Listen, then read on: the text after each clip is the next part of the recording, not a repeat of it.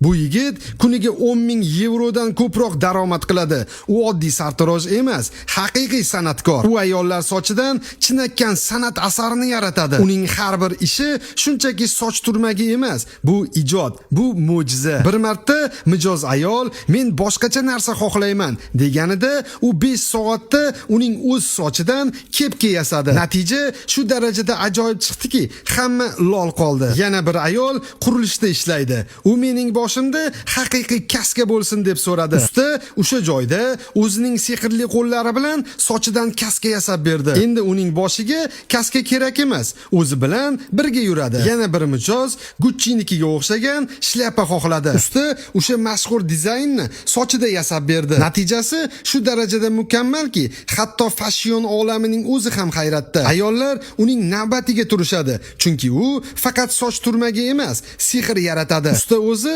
shunday deydi: men sochlarni sevaman, u mening hayotim. Endi savol, agar sizda imkon bo'lsa, siz sochingizdan qanday narsa yasatgan bo'lardingiz? Fikringizni kommentariyada yozib qoldiring. Bizni yo'qotib qo'ymaslik uchun like bosib, obuna bo'lishni unutmang.